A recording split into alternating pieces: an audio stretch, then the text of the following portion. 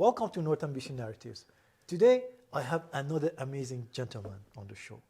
His name is Dr. Boxtart, and I hope you enjoy the show. Dr. Boxtart, it's a pleasure to have you, sir. Thank you very much. Talk about yourself and what you do.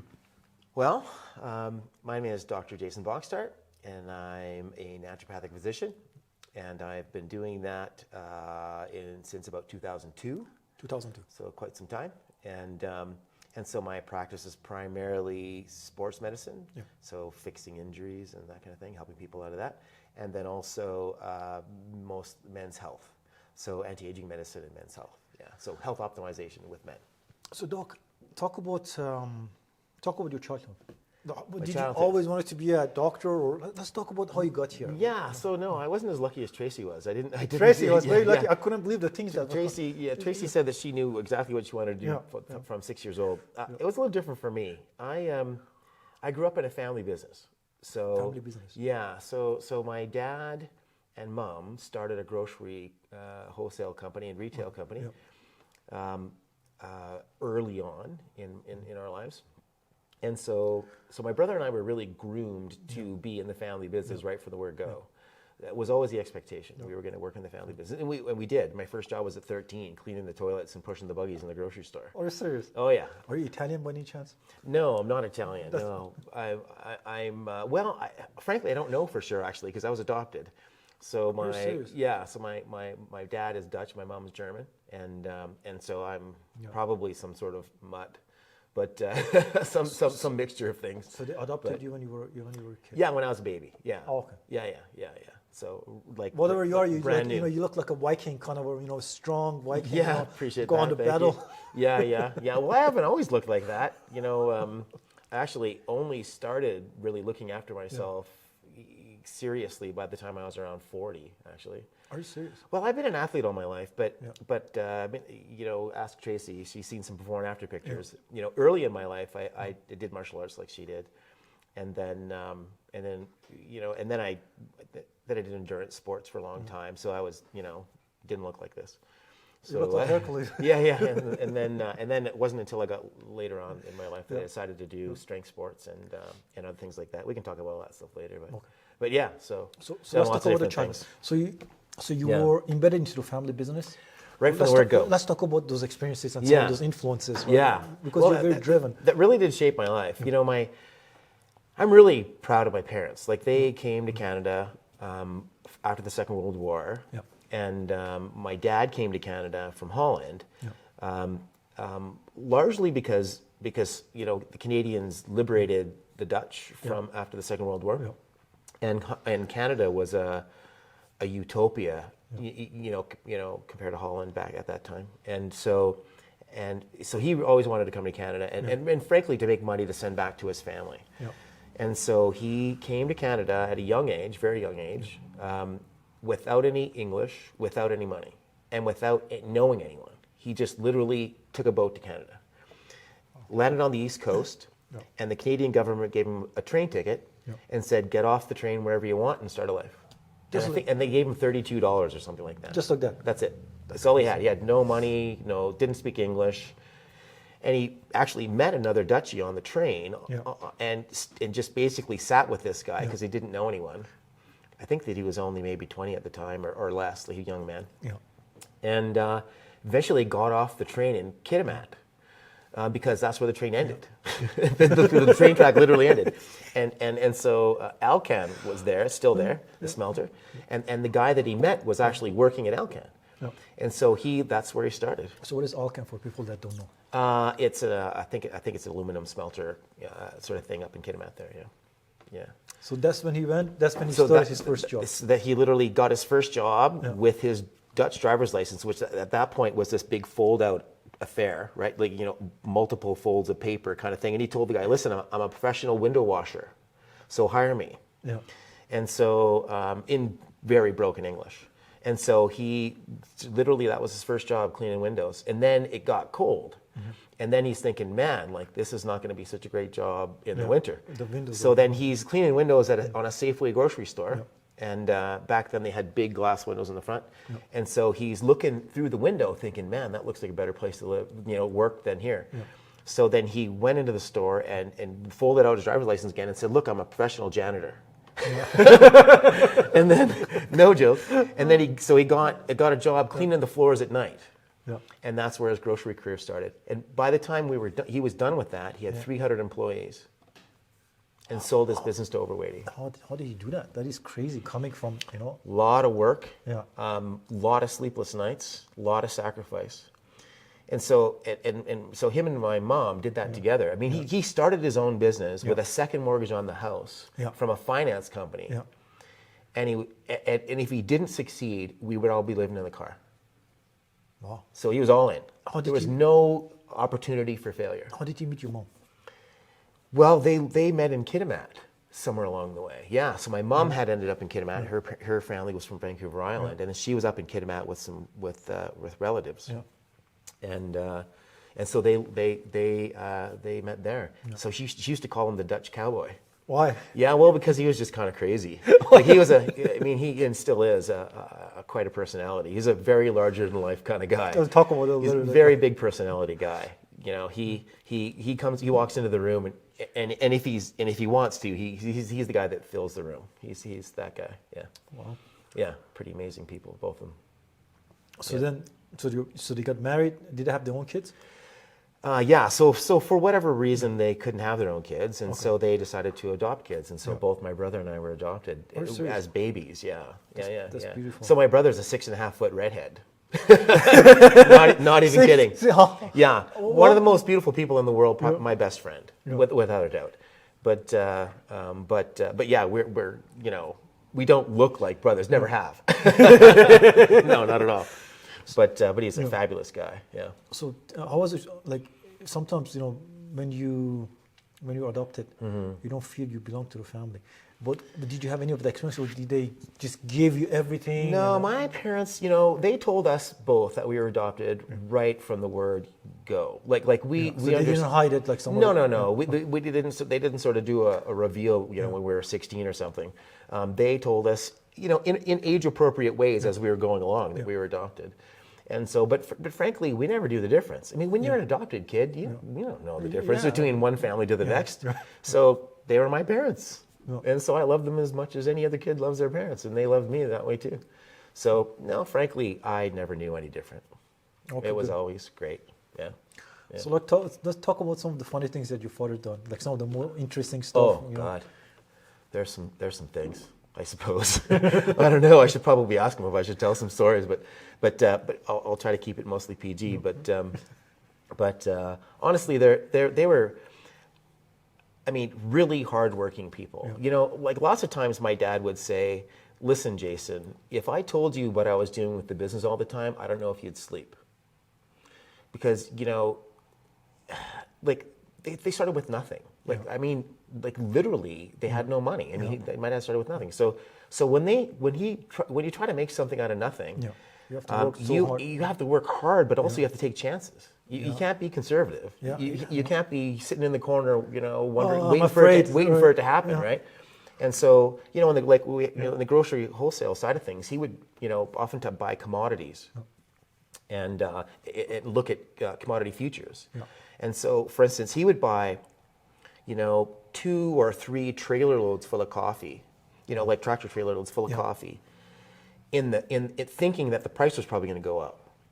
And so if he made like $1 extra a tin, because the coffee commodities would increase the price of coffees, then he'd win, right? But if it didn't go that other way, then frankly we weren't eating. You know what I mean? Like when we were young, when they had their so they started their very first grocery store. In Sapperton, in New Westminster, in the Lower Mainland. Okay. And he literally started that with a partner. And he mortgaged the house, the house we lived in. So I got a second mortgage to finance his way into that grocery store. And my mom was at the till, with the other cashiers, and Dad was the grocer, and his partner was the meat department guy. He's a butcher, and we would not infrequently be eating cans with eating out of cans with no labels on them. or like, you know, the dented cans from the grocery store. Yeah. Like that's, you know, because nothing went to waste. Yeah. You know what I mean? Like there was none of that. No.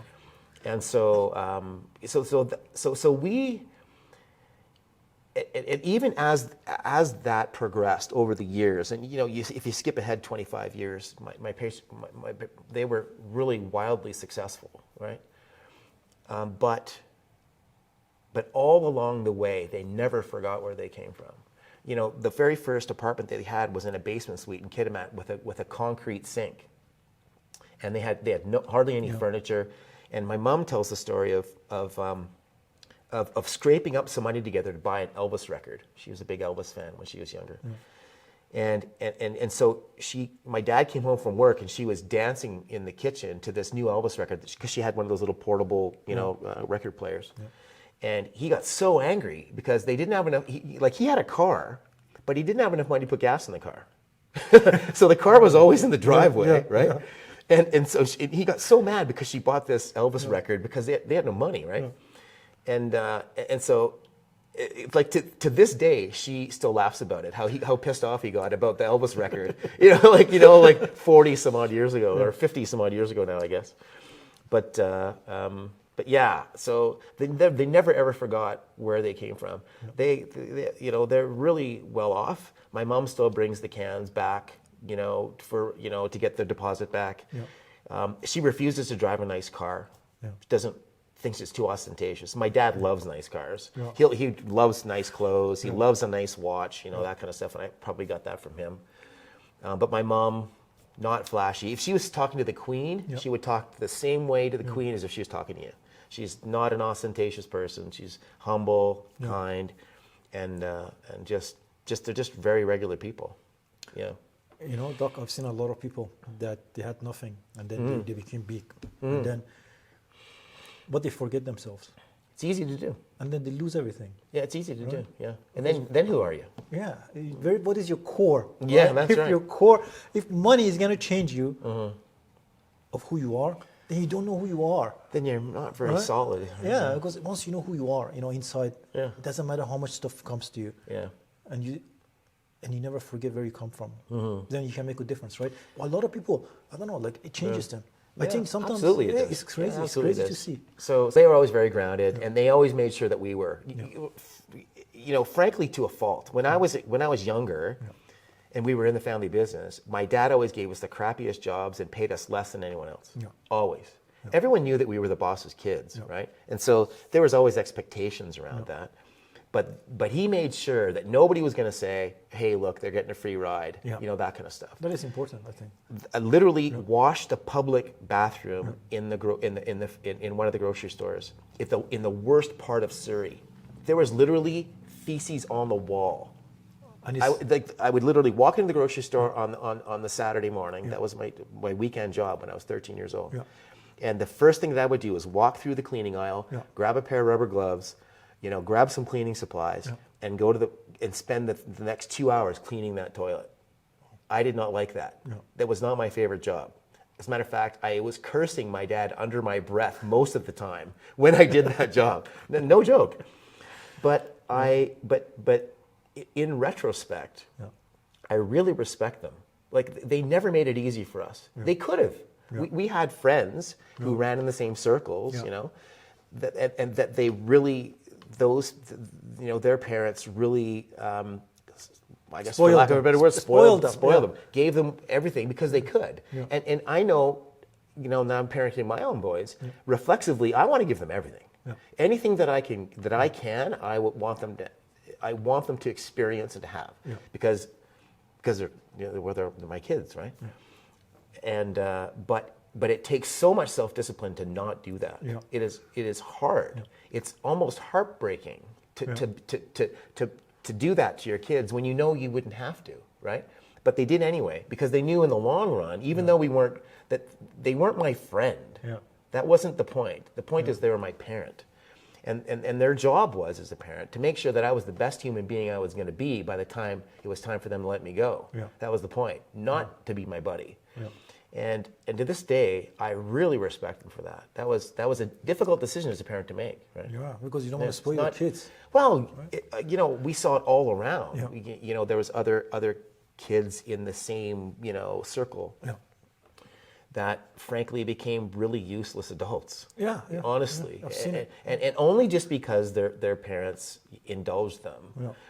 I mean, that can go both ways. I mean, there's always people that, that have those same opportunities and turn out to be great people. Yeah. But I saw a lot of the negative repercussions of that.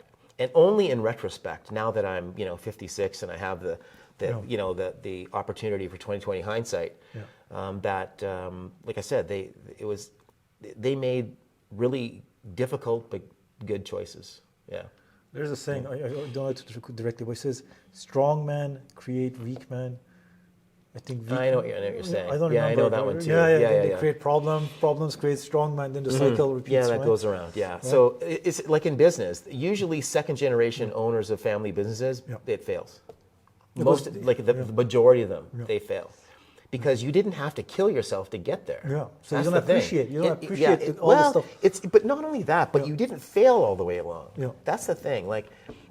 This is I think some of the hardest part of parenting, this has been for me, is allowing my kids to fail. Yeah. Because you don't want them to get hurt. You don't not just even hurt, not physically, but emotionally. You want to save them from the world lots of times. It's reflexively, that's what I want to do. And so, but if you don't give your kids the opportunity to fail, then how the hell are they ever going to learn? Or how are they going to embrace failure as a learning opportunity? They just won't. And so, but that's why lots of times second generation business fail, because the kids did not have to go through the pain of getting to that place. You know what I mean?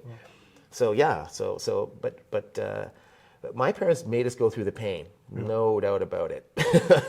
There's not much doubt there. It sounds harsh, but you know what? I think it's important. Like if I had kids, I put them through hell. Because I want them to be much stronger when they come out. Because if they have everything, right? Maybe then they think the world runs like this. The world doesn't run like that. It's a crazy place. You have to, the world is opportunistic and competitive. Yeah. So you have to be. Yeah. So you have so to if you're not competitive, then you're not not gonna get ahead. That's the way it goes. It's unfortunate. So Doc, so these are some of your childhood experiences, which is very interesting. That tells me a lot about you, because every time I see, I'm like, this guy is solid. Now I'm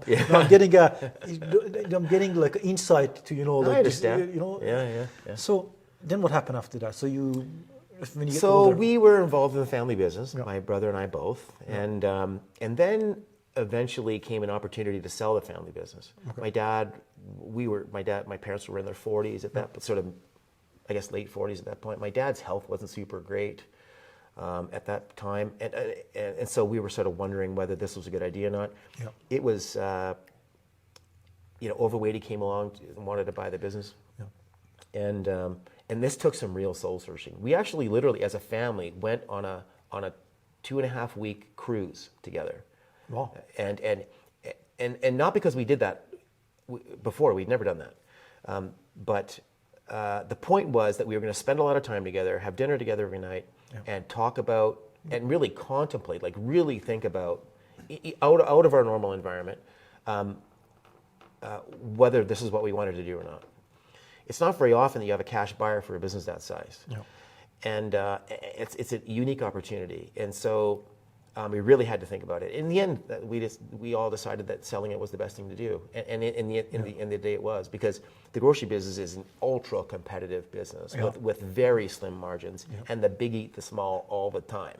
This is how this goes, and so the writing was on the wall. That business was consolidating like crazy during that time, and so we either sold it to them or they were just going to kill us anyway. They were business. The truth of the matter is that business likely would not still be there today if we had have ran it. Because of bigger companies coming just in. Bigger companies take. It's if you try to compete with a multi-regional business with grocery. Say you decide you're gonna put your bananas on sale or your milk on sale in one store. In our market, we would have to match. But they can just increase a couple of pennies in their other 300 stores, and they're even. We're still bleeding to death. right? Because we only have the one, right? Yeah. So we had 30 stores, but the point being is that you know, we were a very small regional player. Like, just to give you some scale, they bought our whole business, okay, for the price that it takes them to build 2 grocery stores. And that same year, they built 13 grocery stores. Oh, wow. That's how big Save On Foods is compared to how we were. Yeah. And overweight, and so Loblaws is that much bigger again from them. So it's a very competitive. It's a very competitive space, and it's all about economy of scale and cash flow. And if you're not big, you're dead. So what were some of the conversation at the table? Well, and your dad took your inputs too, right? We talked about it a lot. That is amazing. And because he really wanted us to take the business on. Yeah. That's what he in his heart, I know that's what he wanted to do. Yeah. Because he told us more than once, you know, he built that business for himself because it was his love. Yeah. But he also built it for us and for our future and for our future family and all that kind of stuff. We talked about it a lot. Yeah. It was about legacy, you know, not just about, you know, making a couple of bucks. When you put your heart and soul into something like that, it's almost like another child. Yeah. And then just to sort of take a check and walk away, it's not that easy to do. It sounds simple. It's like you're losing something of yourself. It's really a big deal. And so it was really an existential struggle for him and for my mom and for us to think about doing that. Yeah. But when you took the emotion out of it, in the end of the day, we made the right choice. So what happened was I was running a small portion of that business when when Overweight came along. I had franchised some retail stores. There was about half a dozen on the go, and we had sold them to franchisees. And those stores were the precursor to M&M Meats on the West Coast. I had copied M&M Meats, and then basically rebranded it and built the stores, and off we went. Copied it verbatim practically. And then so what happened was eventually Overweight bought the whole thing, and so my parents said, hey, listen, like, you know, you did this, and here's a chunk of money, you know, from this sale, and my brother too, and so I took that money and financed my way back to school. And so at 27 or 28 years old, I went back to school, and then had to figure out what the hell I was going to do with myself, because all I'd ever done was work for the family business since I was 13. So I, frankly, were you confused a little bit? I had no idea. Yeah. So I actually spent a lot of time trying to figure out what I wanted to do. And one day my mom came to me and she said, hey, listen, I have some friends down the road with some kids, and they did this vocational assessment. And they were like literally just out of high school. Here I am, 27 years old. And she said, listen, this really helped them sort of find their way. You know, maybe you should do that. And so I did. I thought, okay, well, I don't have a bloody clue what I want to do. All I ever thought of my whole life was that I was going to be working in the family business. So so that was a week long of IQ tests and aptitude tests and interest inventories. 1 week long? A whole week. Oh, wow. 9 o'clock in the morning, go 5 o'clock in the afternoon, pencil and paper tests and oral interviews the whole week. It was extensive. It was extensive. And so, but what was an interesting experience, because during that experience, I was also learning about myself, about what I was interested in, almost sort of coalescing out of this cloud, during that period of time. So finally, there was the exit interview at the end of that week. We sat down with this person who specialized in that sort of thing. My dad was there with me. And they said, Jason, you're a pretty different kind of guy. And so I have to preface this. So when I was younger, I had ADHD too. Everybody just like everybody Trace. Wild, right? So, but again, this was early on. How were you? Was it difficult for you with ADHD? Were you like? Yeah. Your brain was like. So I'll tell you. So back then. That was not something people were looking for. There was no discussion about ADHD. You got to remember, I graduated high school in 1985. I'm 56. You don't look 56. You look 40. Yeah, but I'm no doctor. You got to tell me your secret I'm no before you spring go. chicken. I need right? to know. Well, that's the whole thing. I walk the walk. So the point being is, there was no discussion about that. So I struggled through school failing grades high and things school. like that, right? Yeah, I was a solid C student. I was not brilliant at school. So I had what Tracy and I refer to as a lot of negative feedback during my educational career initially. So skip ahead to this vocational counseling experience that I had. The guy sat me down. He said, "Listen, Jason," he said, "you have an IQ of 135. Yeah. 130 is genius." Wow. As a matter of fact, he said, "I'm guessing that it's 135 because the highest that the scoring that we have actually is 125." Yeah. Or 127, he said the number was. And he said, "We can't actually test that past that with the things that we do here." Yeah. And so you would have to do some other kinds of special stuff to know. But he said, "We're sort of guessing it's around that number." Yeah. And he said, but the challenge is that you have some reading disability, which I didn't know. I was having tracking problems when I was reading. Yeah. And so as a result, having comprehension problems. Yeah. And on top of that, ADHD. So my brain was doing three things while I was trying to figure out what was on the page, right? So we were both blown away, my dad and me, because frankly, when you have ADHD and you have a very middling experience, in high school and elementary school, I frankly thought I wasn't very smart. Because you internalize all of this stuff. Because when you're told, "Hey, listen, you got a solid C, way to go, buddy. You got 55." So you got pretty much half of what you said was wrong. On the test, right? And they keep comparing you to other kids, right? All that stuff. Oh, so and so got all of that stuff. Just you go crazy after. And so I frankly, it was absolutely astonishing to me what he told me. But it encouraged me. And then that was a seminal moment, actually, frankly. And then so he said, "Listen, frankly, you should go to postgraduate education." When you heard that, that IQ number 135, were you like, "Oh my God"? Well, of course. I'm a genius, and I didn't know. Frankly, my brain blanked. Yeah. What happened to your dad at that same time? He actually teared up a little bit. Are you serious? Actually did. Oh wow. He was absolutely aghast because he was there with me the whole time, all the way through high school and elementary school and everything. He was there looking at my report card saying, "Jesus, man, what am I going to do with this kid? He's going to be living in my basement forever." Right? Yeah. Oh my God. And so we both looked at each other. We're like, "Well, now what? Yeah. What does that all mean? What am I going to do?"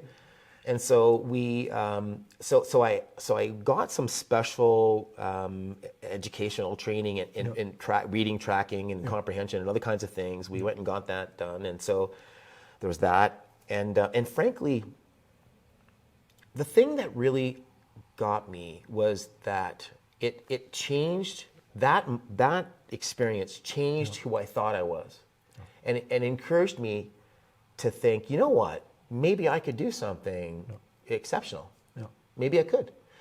And so he said, "Listen, and so all the way through all of these pencil and paper tests that I did and screening inventories and interest inventories and all these things, it became clear that I should be in healthcare in some way." And so the guy said, "Listen, you should be a dentist or something along those lines. That's what you should be." And so here I am, 27 years old at the time. And I said, I'm thinking to myself, well, what am I going to be like 40 by the time I get out of school? I'm not going to do that. I'm a young man in a hurry. I'm not going to school for 15 bloody years. 15 years for dentistry. I'm just not going to do it. So I thought, anyway, so what happened was eventually we sold the family business. I had this opportunity to reinvent myself, which is a unique opportunity that not everyone gets. I was afforded some space in my life to do that. And then I decided, okay, I'm going back to school. Yeah. And so the first time I went to university, I was doing business courses, that kind of stuff. And now all of a sudden I wanted to go into sciences and into healthcare. Yeah. Not quite sure exactly what yet. My initial idea was to become a physiotherapist, an occupational therapist, something like that. It was a little shorter than dentistry, but still interesting. Yeah. And so I thought, okay, I'll do that kind of a thing. Went back to school and realized that I had no prerequisites to get into sciences to go do that. I was just going to ask you that. I literally started behind the starting line. Yeah. I literally went to college to take high school classes to eventually be able to qualify to get into the university courses I wanted, undergraduate university courses I wanted to do, to eventually get into what I really wanted to do. Yeah. So to skip ahead a lot. How long did that take you to do? 12 years. In the end of the day, it took 12 years. 12 years. 12 years I was in post-secondary right? education. Yeah. Well, yeah, it really was. Because with the ADHD thing, your brain is I just really struggled. And plus, I had to learn how to be a student. Which is very hard. Another whole skill set. All the demands, all that You got to stuff. remember, I was working for quite a number of years, right? After high school and in college and university, I was working. And so it's a completely different skill set to then go shift your brain and say, okay, now I'm a student. I had to learn how to learn. That was it. Because, again, my brain was a little different. And I had to really learn how to learn and learn how to write tests. These are all skills that frankly, I don't know if we necessarily learn much of. It's just like, putting... And so, how do you study for particular kinds of tests and how do you, learn? When I eventually got into naturopathic medical school, that program, at one point in the second year, we took 13 classes at the same time. Wow. So there were so many midterm exams that there was 1 week between the midterms ending and the final exam starting. That's how many courses we took. Yeah. When I was there, I had cue cards. For instance, I was studying, or I was sleeping, or I was in class, and that was all I did. All I did. I was all in, and there was no option for failure at all, full stop, never going to happen. So, and since I wasn't as good as a student as a lot of the people that were there, right? They were good learners. I was not so good learner. And so, but I knew that I could make it up in hard work. So in time. And so I gave everything to this thing. And so I would be sitting on the subway with cue cards. I'd be grocery shopping with cue cards, memorizing cue cards as I'm picking things off the shelf and like going through trying to jam this stuff into my head. And then we'd write another exam and I'd dump that, and then go learn something else, and I busted my backside to make that happen, and I slowly became a better student, like a better learner, as I went along, and but I'll tell you that it was probably the hardest thing I've ever done. And I've done some really hard things, and that was really challenging for me. Like I said, not only because the coursework was challenging, but also just because of volume. Like we took so many classes all at the same time, that the volume of work was amazing, and so I had to learn how to look at things for a relatively short period of time, put it in my head, and then be able to regurgitate it on an exam, and that's a whole interesting skill set to learn. But anyway, so that's what I did, and I made it through, and then I started a career. Yeah. And it just turned out to be a really interesting career. How was the med school? How difficult was it? It was challenging for me. Like one of the classes I had the hardest time with actually was anatomy, because all the terms are in Latin. In Latin. Yes, in Latin, right? And none of it, like when you learn the name of a muscle or something, there's no point of reference for it. There's no descriptive word, right? Yeah, it's not a descriptive name. It's a Latin name that doesn't mean anything to me because I don't know Latin, right? So that was ironically, now I work with anatomy every day. Yeah, I work in sports medicine. This is what I do. But it was honestly the course that I had the most challenge with, honestly. And but it was definitely challenging. But what I found was actually that I really enjoyed it, and I immersed myself in the experience. I was on quite a number of committees, and and trying to improve the way the school was running, and all these different kinds of things. Because I was a mature student, I was older than a lot of the other people that were there, and so I thought I could contribute a little bit more, and so I was doing a lot of that, and which eventually moved into. In my career, I moved into advocacy for naturopathic medicine. I was the chair of our Canadian Association for a number of years. I sat on a number of committees for that. Did a lot of talks and conferences all over Canada. I sat on several different boards for charities involved in naturopathic medicine. So I was have always tried to give a lot back to the profession too. It's a relatively small but growing profession in Canada, and so I wanted to, especially earlier on in my career, I really wanted to bring some advocacy to that. And frankly, provide a rational face to naturopathic medicine. You know what I mean? Yeah. It's a lot of times the public... You wanted to improve it. Well, a lot of times the public perception of naturopathic medicine can be that it's a little, creative on the science side of things. No, I think it's purposely done because the natural medicine, it does so much stuff for you. In my culture, every neighborhood, there's a naturopath. You go in there. Yeah. I'm serious. Like I was a kid. I you go there. You go, I'm sick. He looks at you and he gives you all these herbs. You take it. Sir, you feel better. Yeah. Right? So there's a long tradition of that all over the world. Yeah. But in the Western world, there are some things that happened around the 50s that really, really super shifted purposely, or the 40s, sort of purposely shifted, made a chasm between what's now called Western medicine, right? And then or basically drug-based medicine, and then because like in Canada, like in BC in particular, naturopathic doctors were regulated under something called the Drugless Practitioner Act. What is that? Well, that was the regulation that naturopathic doctors were under.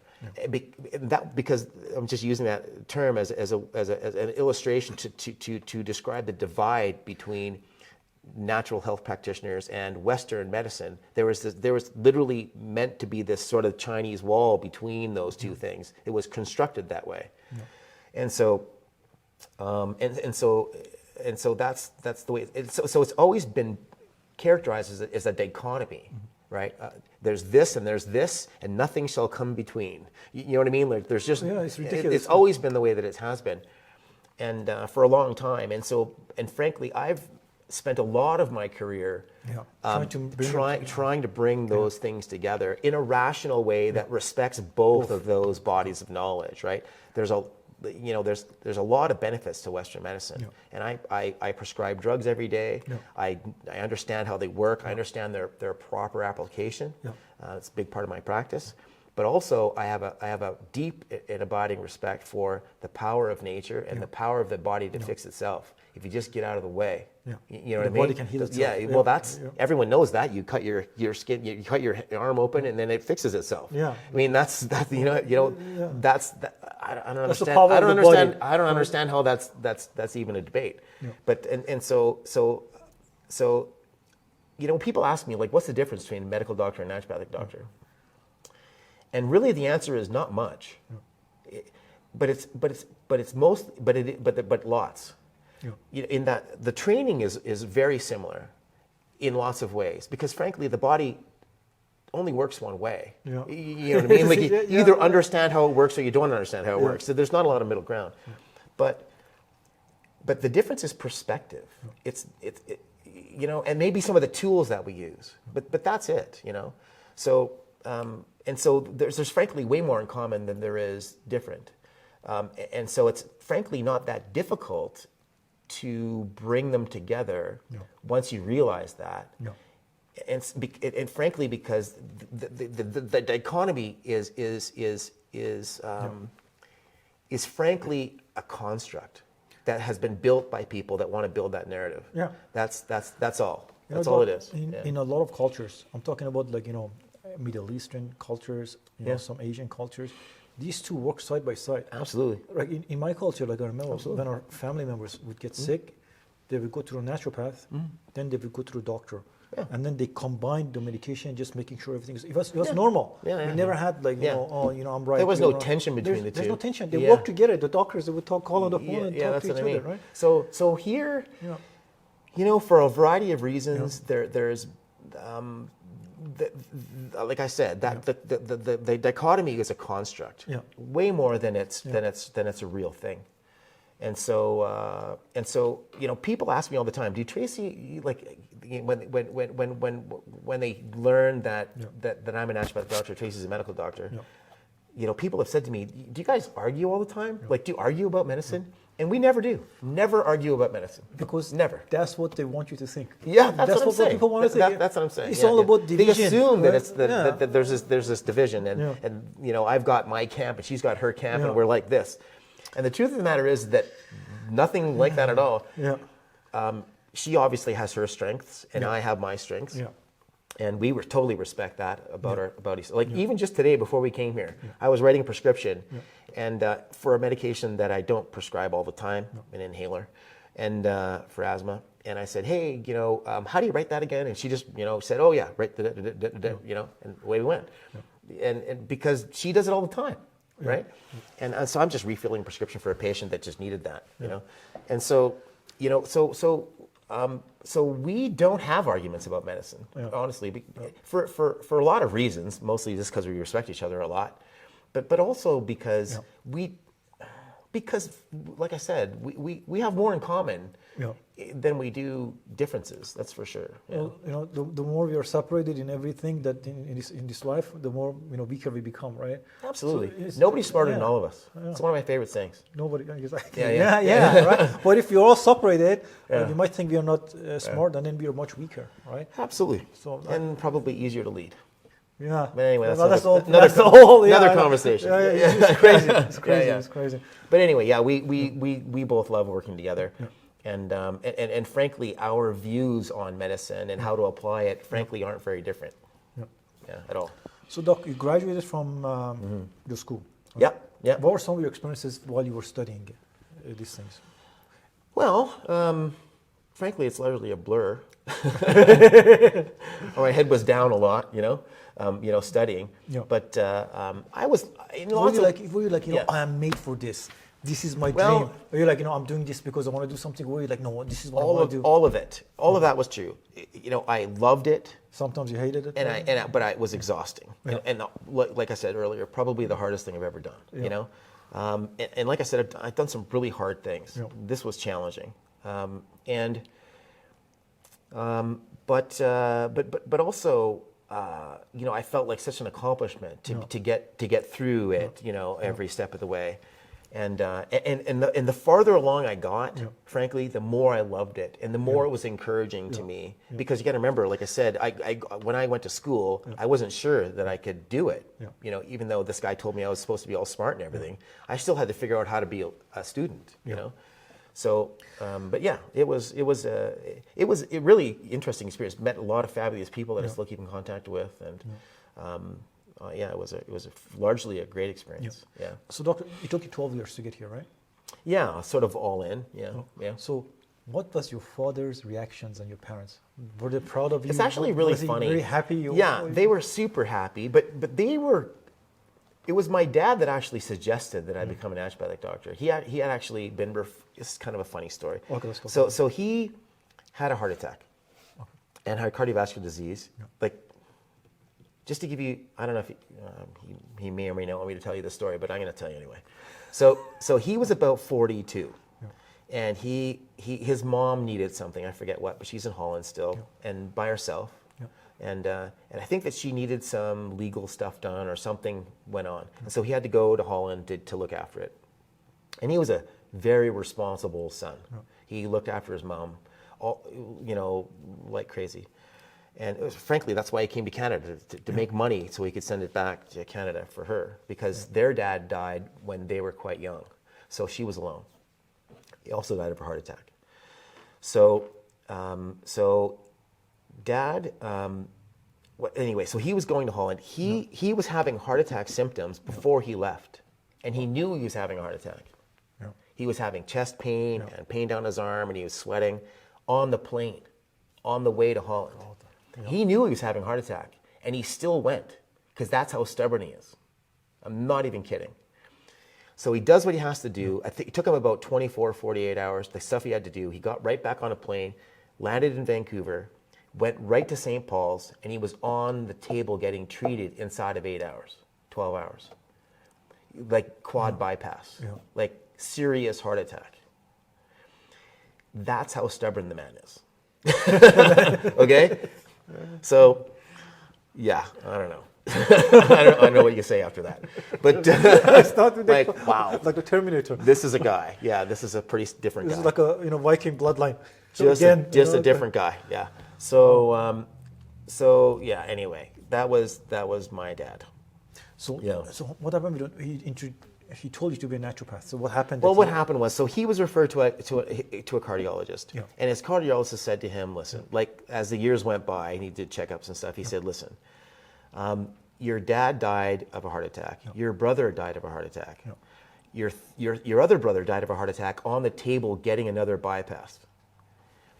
So this is genetic." Yeah. He said, "Listen, you're going to die too if you don't do something different." Yeah. He said, "I want you to go see this guy." Yeah. But if you tell anyone that I referred you to him, I'm going to deny it. Why? Because he's a naturopath. Oh. His name was Dr. Alan Tyler. Yeah. Really neat guy. Yeah. He's now passed away. Yeah. But he was a medical doctor who became a naturopathic doctor. Wow. And so he had so many letters behind his name that he would fill up a business card. Like, not even kidding. He said, he actually showed me these 2 different business cards he had. He had this usual one, and he said, then I have my super impressive one that he hardly ever used. But if I like an academic crowd and I want to impress people, I give them that card. And it had literally like 10 things behind his name. He was a very accomplished man. Anyway, so Dad met this guy, and then he comes back to me and he calls me up. I was in Toronto. No, I was in Edmonton going to U of A at the time. And getting a science degree. Yeah. And he said, "Hey, listen, I think I maybe found something for you. You should probably meet this guy." Yeah. So I get on a plane, whip down to Lower Mainland, and spend a couple of days with Dr. Tyler. And I thought, man. How was the conversation with Dr. Tyler? Well, it was really neat. I mostly just followed the guy around and put my hands in my pockets and didn't say a lot. What did you see? So he was counseling patients, talking to patients at the time, and so I would, with their permission, sit in the back corner and just sit there and listen. I was a potted plant in the back corner, and it just really impressed me because he was an amazing physician, which didn't hurt, but also. I thought, man, I could do this, and it, for whatever reason, it just resonated with me that I could really use. If I could do that, I could really help people. And frankly, in the end of the day, that's what resonates with me. That's frankly what Trace and I both love. We both love practicing medicine. It's frankly part of who we are more than just a job. It's really a calling, you know, and so. What did you saw there that you were convinced? What are some of the things that, if you can talk about? Frankly, it wasn't the technical part of it. It was the fact that he created really powerful therapeutic relationships with his patients because he had the time to do that. Yeah. He was a private practice, so if he wanted to sit down and talk to an hour with his patients, that's what he did. Wow. An hour at a time. And could you imagine out everything that is wrong with them, and really have a chance to talk to them. This is and like I said, create a powerful therapeutic relationship.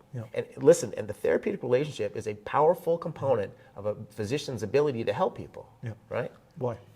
Well, because they trust you, and if you become a good listener, right, and you stop talking and you listen to what people have to say, all of a sudden now you get things. Not only just from what they're saying, but how they're saying it, what their body language is, what they look like. Like you sit back and you, like frankly, after 20 years of medicine, and, you know, Tracy will tell you the same thing.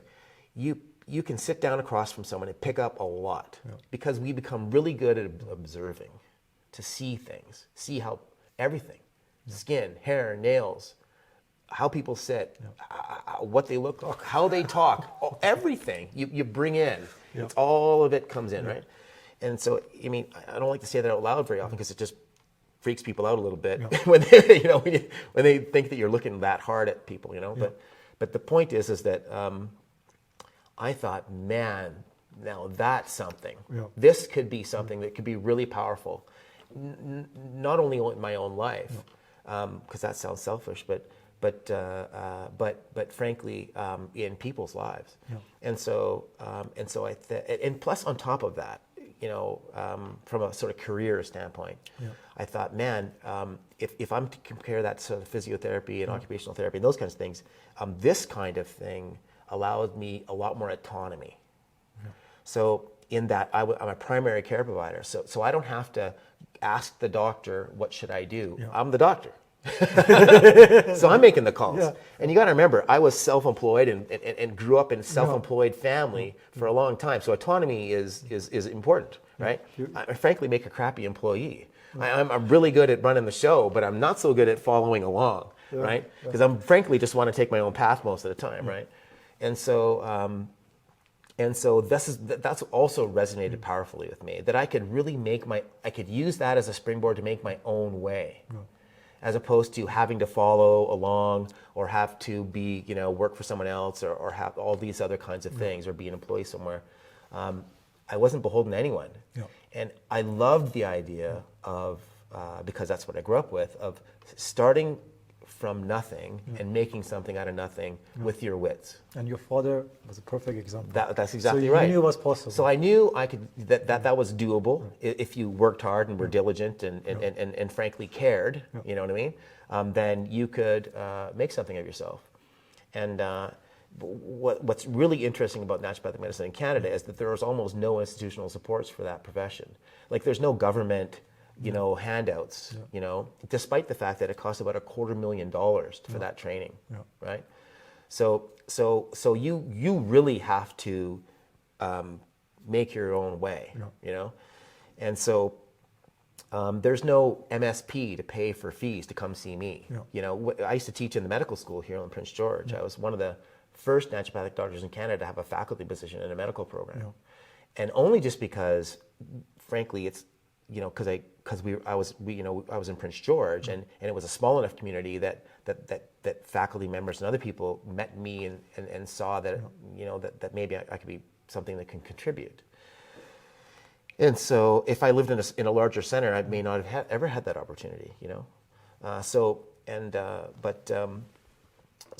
that created opportunities and so, but anyway, I just so you saw the doctor. Kind of so you saw what the doctor did. Yeah. You decided right there that's what you want to be. Yeah, I did. So you went back, and what happened?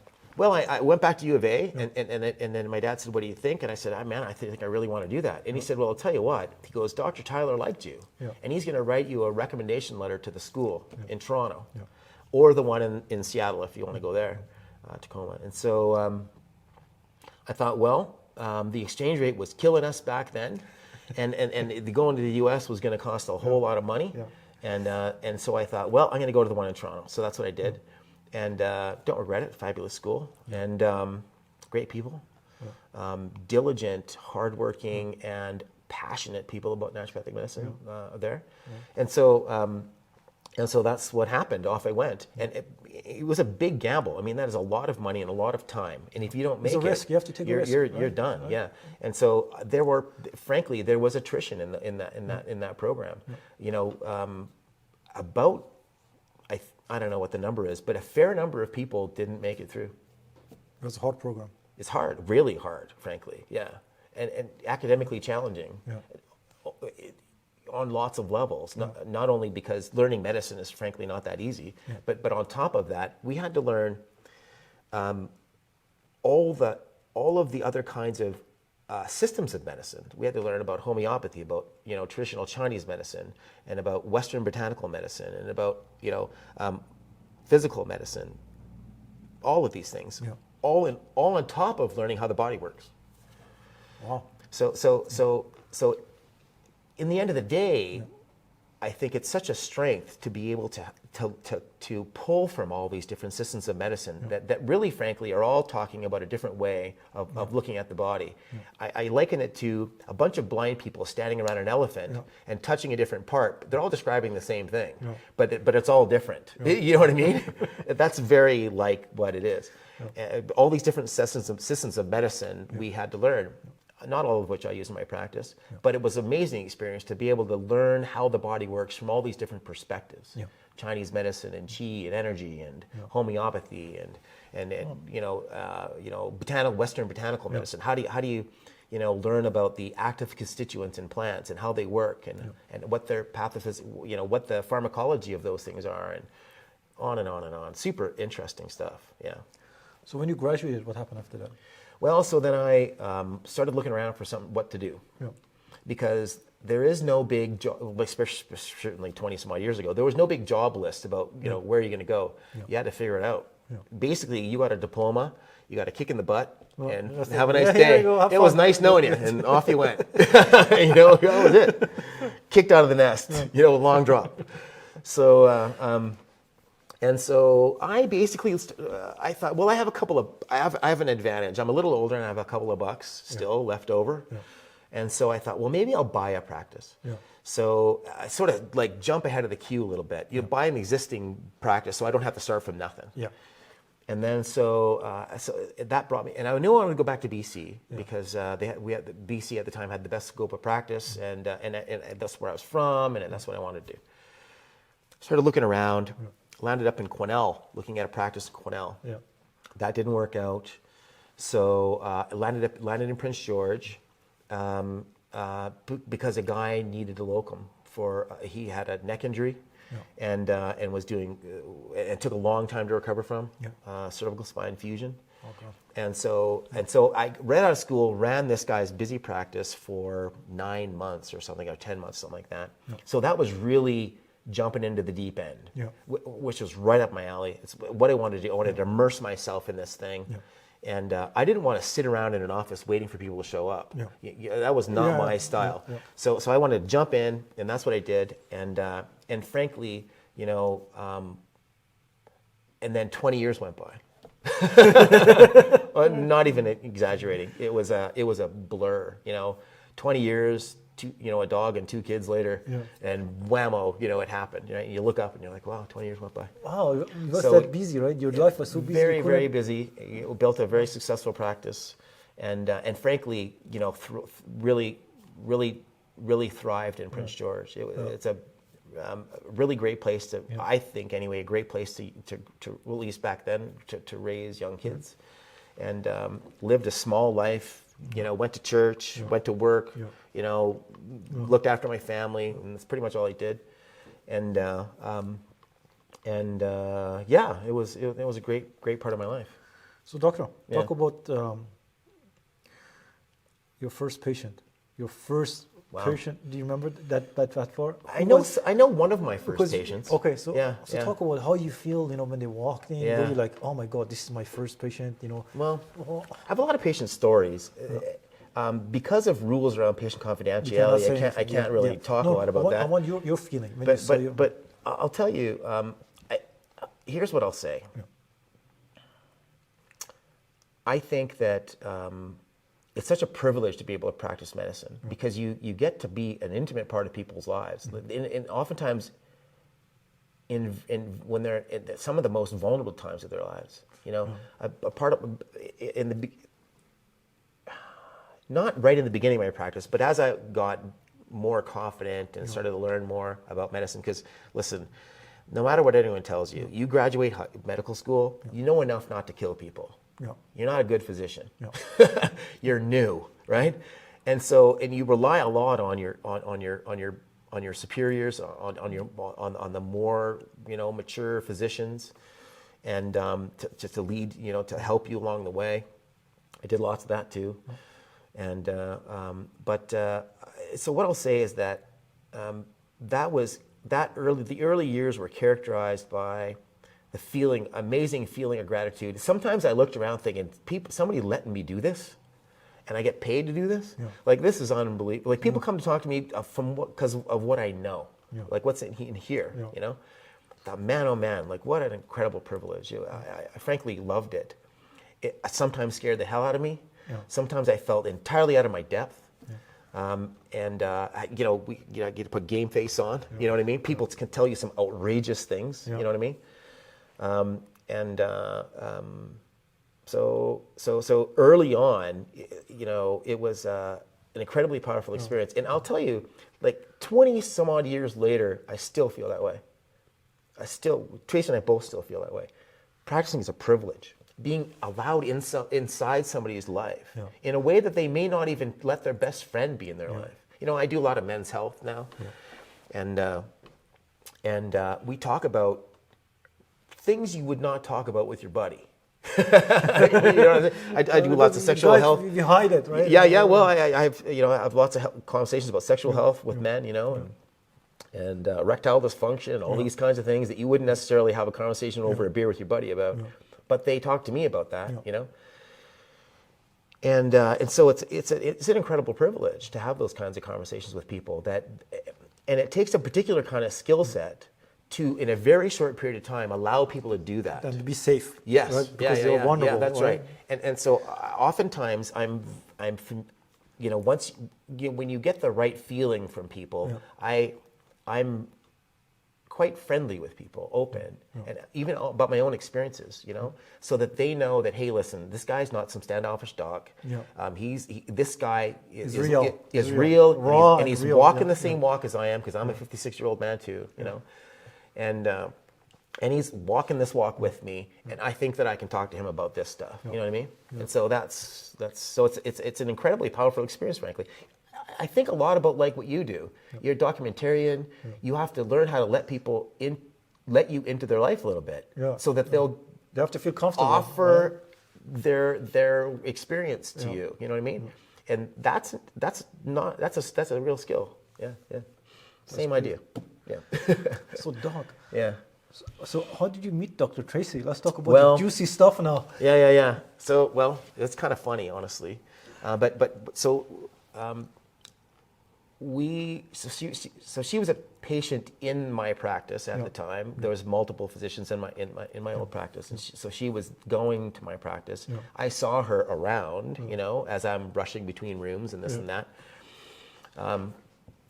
Frankly, gotta say, didn't think much of it. You're a doctor, right? And which is another lady that happens to be coming to our practice. And one day, really probably the first day that we really met. Anyway, I suppose that part, I just sort of knew that she was around, right? And it was interesting, frankly, that a medical doctor was coming to a naturopathic doctor's office for help. Were you curious? What is she doing here? Not really. I was busy. Doing other stuff, and so it's like, okay, well, that's just another person that happens to be in the practice. Dr. Tracy's. Honestly, fair. It's just honestly the truth. And so I didn't really think a lot about it. Anyway, so skip ahead quite some time, honestly. And we happened to meet in a group of people that were riding with a group called the Wheeling Warriors up here in Prince George. And it's a group of largely healthcare practitioners, but a lot of people also that have had cancer in their lives, or they're cancer survivors. And they raise money for cancer research that mostly stays here in Prince George. And I thought, so my brother had lymphoma, Hodgkin's lymphoma, when we were quite younger. That left a mark on me, and so I thought, and at that time I was looking for something, I think, to do other than what I was doing, and I thought, man, this could be a powerful experience. I'd heard that this was a really interesting group of people, so I thought, well, I want to be part of that. So I sort of wheedled my way into that group of people, and then just like she said, we both had kind of weird schedules that didn't necessarily jive with the rest of the group that may work 9 to 5. But neither one of us wanted to really suck badly, because what I mean to say is that at the end of this training period, with this group of people riding their pedal bikes, on the road, that the fundraising component was a ride that's 100 kilometers a day for 2 days on the weekend, and which is a long way actually on a bike. For me, and then so I had to practice, because I didn't ride a road bike, then, and so I thought, okay, well, I need to get some seat time in to sort of not be on the side of the road wondering why the hell I was doing this, and so we started chatting, and one day I kind of walked up to her and said, hey, you think maybe we could train together a bit, because she was faster than me. Way faster than me. And I thought, I kind of need somebody to pull me along. You know what I mean? And so I frankly spent a lot of time behind her on the side of the road, frankly. You know what I mean? And but it turned out that we actually got to talking, a little bit during that period of time. And we got to know each other a bit, and we became quite good friends. I think because we had a lot in common. We both loved medicine. We had that common ground. We were both competitive. Neither one of us really wanted to, be at the back of the pack. Despite the fact that it's not a race, but life is a race. You know what I mean? Really, in the end of the day. And so we ended up spending time together enough that we, were chatting and talking, and realized we had a lot in common. And that's it. Over the years, one thing leads to another, and before you know it, here we are. So what do you both do for patients now in your new What's clinic? that? What do we want? What do you do? You guys both work with patients. Yeah, what are some we of the do, things that so let's talk about your business a little bit. It's really, honestly, it's interesting. Yeah. Frankly, it's unique that a medical doctor and a naturopathic doctor are working together. Yeah. That doesn't right? Yeah, in Canada, that doesn't happen super often. I think more and more as time goes on, but still unique. So what's interesting is what drew us together, and I think what makes our practice, that when we practice together, exemplary, is we both love medicine. We both love practicing medicine. It's who we are in the end of the day. We never stop talking about it. Honestly, we talk about it all day, every day when we're away, when we're together. I kid you not, this is how nerdy we are. A date for us, really commonly, is sitting in a restaurant with tea and doing continuing medical education. Oh, wow. I'm not even kidding. We'll go through this, CME article and talk about it and go through the questions together, and we just love that stuff. We honestly love learning, and we love practicing medicine, and so that's, I think, our common ground in lots of ways, And so we're both colossal nerds, honestly, but so the practice is interesting because we both have separate practices. Yeah. She works in walk-in clinic, emergent medicine stuff. She loves that. Frankly, I think in another lifetime I'd probably love it too. I did a emergency medicine rotation in 4th year when I was in school. I actually arranged that myself because naturopathic doctors don't do emergency medicine rotations. They just don't in Canada. And so, but I fell in love.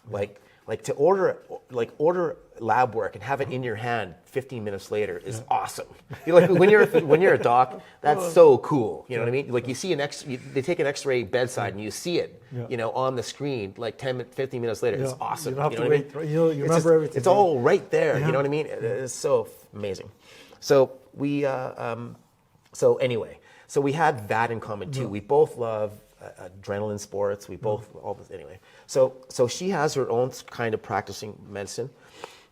I have a sports medicine practice that I do separately as well. But then when we come together, we have a men's and women's health practice where we do preventative medicine and sexual health medicine, and basically like this term we coined health optimization, which is. So this is really what it's about.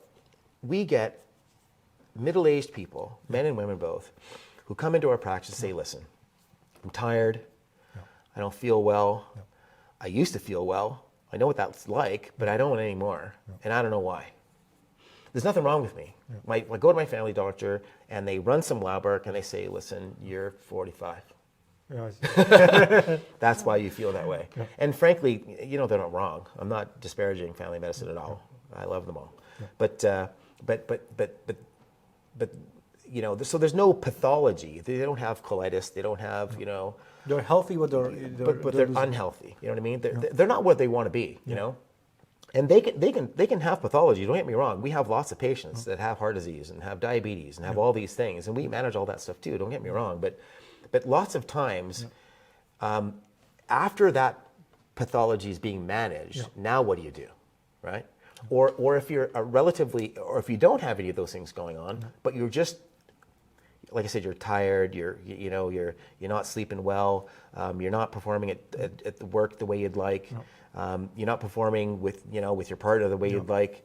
The kids are exhausting you. All of that, all of life, everyone's adulting. It's not easy. You know what I mean? So what do you do about that? You know what I mean?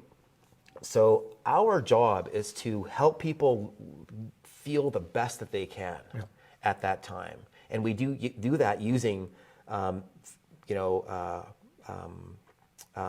evidence-based medicine, lab work as indicators of benefit, so that we're watching that move as we're going along. So we have objective measures of that. not just subjective, like, yeah, I feel better. Well, listen, lots of people feel good when they're smoking crack. Doesn't mean it's a good doesn't mean it's a really good idea, right? Feeling good is not necessarily the best indicator, for health, right? I mean, it's great. Don't get me wrong, but maybe some lab work to show that in fact you're doing better is a good idea too, So we use hormones, we use medications, we use natural things, we use lifestyle modification, we use all of this stuff together in this interesting rational way that really helps people, and we come at that from two different perspectives in the middle, and we learn from each other all the way along. It's fabulous, honestly. So how can people find you, and what is the name of your practice right now? So the practice that we have together is called Omnio Medical, and we chose that word, that name together because Omnio in Latin means everything. We wanted to find a name that kind of characterized our coming together of these two different disciplines and perspectives, as a whole, And so even our logo, which is this sort of M for Omnio with a circle around it, is when people look at it carefully, they'll see that the M in the middle is red, and it's two slightly different shades. And when you look at it, it actually looks like two people holding hands. Two people holding hands. Yeah, that's right. That's us.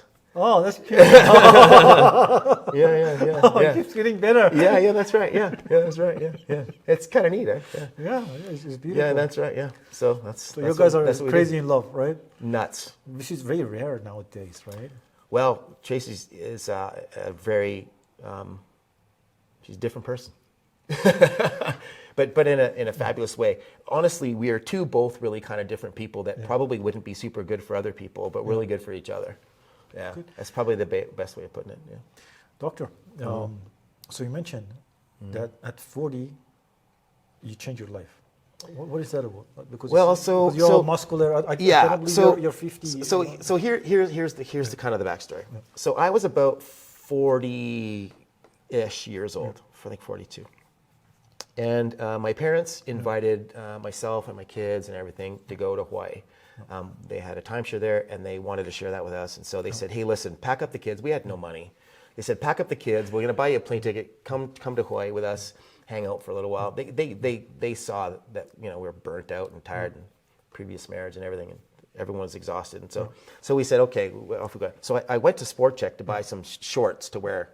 Didn't have any shorts. Bought some shorts and stood in the mirror, looked at myself, and went, holy Lord, man, like you're rocking the dad bod big time here. Like what's good? And I'd been athletic all my life. Yeah. I did martial arts for 20 years when I was a kid. Yeah. And did world endurance duathlon and triathlon and marathon when I was in my 20s. Yeah. I always liked to do things silly. And so I was always like trying to always find the end point all the time. You know what I mean? And so anyway, so here I am looking at myself going, wow, okay. So this is where you're at now, huh? I'd never, frankly, stopped to look very much. Because you're so busy. I just do my thing and everything else, and frankly, loved raising children, my boys. And anyway, so I thought, man, I got to do something. So I decided I negotiated 45 minutes twice a week to go to the Y, to go exercise. Yeah. And the truth of the matter is that I hated it. Yeah. I lifting weights. Going to the gym for me was gerbil exercise. I wanted to be outside, riding a bike or running or playing a sport or doing something. That's what I did all my life. So it was against the grain for me, but this is what I had time for. So because the deal was I had to be home for dinner.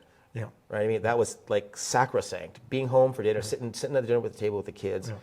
That was really important to me. So I literally carved out time in my day, like literally left work early to be able to go to the gym for 45 minutes, military strike, in and out, And eventually, don't talk to anybody. Yeah. I just they literally didn't talk. I just went in there, did my thing, and left. And but after a while, I kind of learned to like it. And the thing I liked about it was that I could see myself getting stronger. The numbers on the weights were changing as time went on, and that resonates with me. I'm seeing it different. Results. There's some results, and I'm a numbers guy. I want to see things change, right? And I want to be able to measure the change, and this allowed me to do that. And so I thought, okay, well, and that progressed on, and then a patient of mine said, hey, if you like that kind of thing, there's this other gym in Prince George that maybe you might be interested in. And so that gym was called X Conditioning. and there's a really an exemplary group of people running that gym that were a unique bunch and people with amazing skill set in weightlifting. And so I went there and got totally carried away. I mean, I eventually went to Worlds for powerlifting in 2016. Wow. I was a competitive powerlifter for several years. I had 7 Canadian records in my weight class and age class. And which isn't frankly very hard, because who does powerlifting in their their 40s, right? It was a small group, but anyway, as an aside, I did all this stuff, and then and so really learned to enjoy that. Eventually realized that was probably going to kill me, so I had to stop, and frankly stopped that sort of around the beginning of the pandemic kind of thing, just before that. And then and thought, okay, listen, Boxtart, you're getting a little old for that kind of shenanigans. You should probably settle a little bit. And so I ended up just going to the gym like an everyday person and doing my thing there, and still enjoy that. And Tracy and I do that together all the time, actually. Yeah. So it's never too late. No, honestly, it turns out that the science is really on my side here. So retaining lean mass as you age is an indicator for a reduction in all-cause mortality, which means dying of anything. So losing lean mass as you age is a risk factor for all-cause mortality. It's a powerful indicator of aging. So if you want to age well as a man or a woman, exercise is the best tool that you can find, and for lots of things. I mean, heart disease, diabetes prevention, mental health. They are better. Exercise is better than all of the drug interventions. All of them. So when you say exercise, how many times a week and how heavy? Are we going crazy heavy? Or? No, I used to do that, but that was an adrenaline sport. That's it's like NASCAR. You're just waiting for someone to crash. You know what I mean? Like that's what draws people to that sport. It's super hard. Not too many people can do it, and it's kind of crazy. So I don't do that anymore.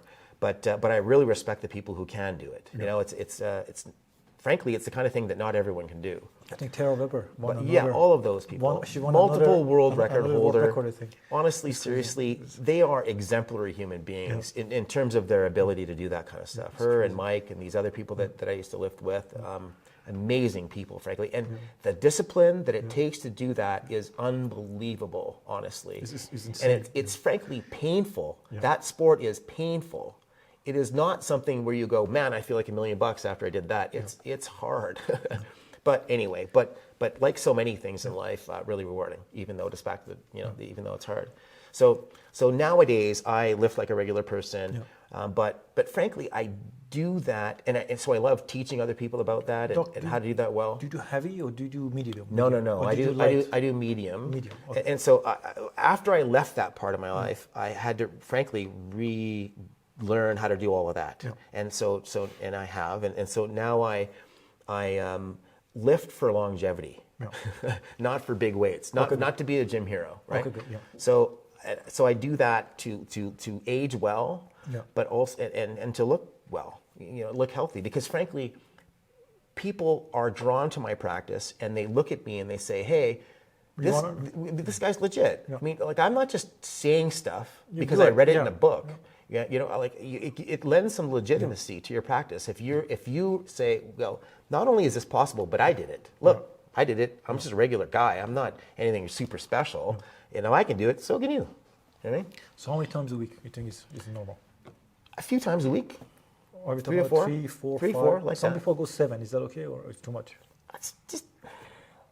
It depends on what you're doing and who you are and where you are in your fitness journey. Like if you're just starting out, you haven't seen the inside of a gym in 20 years. You know what I mean? And you used to be fit in high school. And now you're gonna go. Go 8 days a week. Now you go back to the gym. No, frankly, I would say start slow. Work your way into it.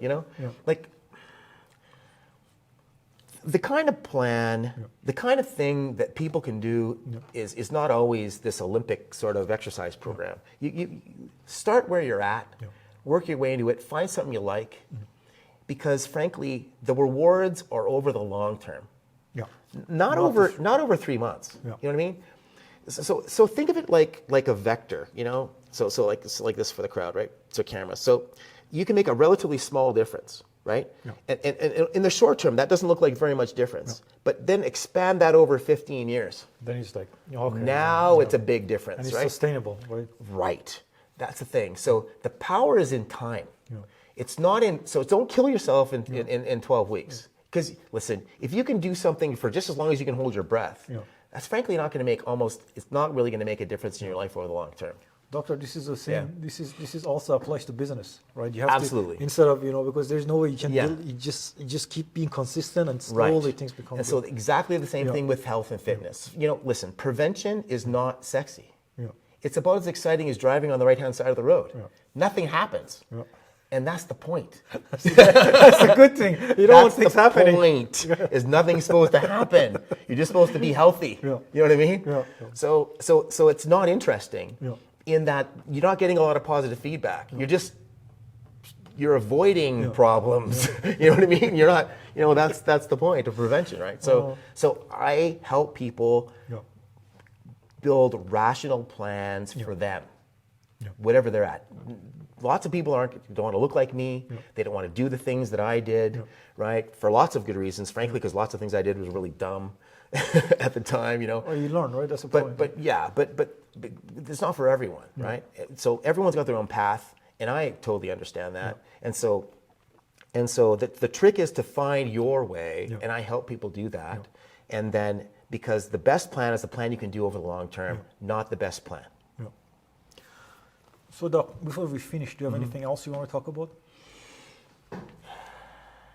Well, I think just talking about our new practice is probably great. I think that Omnio Medical is really unique in that it's largely online. So we do onboarding in Kelowna and in Prince George in person. But then largely after that, lab work and virtual visits online. It's frankly really new to both of us, new to me too. This frankly is just a child of the pandemic. In that, I think the whole world got used to doing more things like online, that, Zoom meetings and all the rest of it, right? And so it's normalized a lot of that stuff now. But really, frankly, it is an epiphany to me how great it is actually to be able to do that, because it creates a much more enjoyable life for me. But from a business perspective, also overhead and everything is way different. More reach. There's 100 reasons why this is a fabulous idea, not only for me but for the patients too. So that's been really interesting for us because, like I said, a brick and mortar practice for 20 years, and all of a sudden now I'm having had the discipline to sit at your desk in your home and do do consultations like that, right? But anyway, that's worked out really, really well, and also what we've done is really focused on so I do men's health, testosterone replacement therapy, preventative medicine, cardiovascular risk reduction, diabetes risk reduction, all this kind of stuff, right? And then like I didn't tell you about this. I used to work for an oil and gas billionaire. Wow. Yeah, I did that for about 6 years, and he decided that he wanted to build he wanted to build and then study and implement what's called a primary prevention program for heart disease and diabetes that was largely philanthropy. He was doing this all out of the goodness of his own heart. And so my job at that particular organization, it was called Pure North Synergy Foundation. And my job as the lead clinician for the province of BC was to scale up that thing to a population size intervention. And so that eventually scaled up to something close to 25,000 people. Wow. So I had teams all over the province that I was responsible for, and all of those people that I was responsible for. And what we studied, what things actually moved the needle on lab work. Objective measure, not just what people felt like, but objective measures of benefit over time. And then we ended up pitching that program actually to health ministers in BC and Alberta and First Nations Health Authority and everything like that. But that's as an aside. But the point being is that I took all of that experience and knowledge and now we apply that to our practice here. So I intimately know what is useful and what is not useful in the world of prevention. and health optimization because I did it with 25,000 people for 5 or 6 years. That is insane. Like Yeah, that is like you cannot. Like, it's Yeah, that's what I'm saying. Yeah. So, and so it's a skill set that was built in a crucible, I got to tell you, of pressure.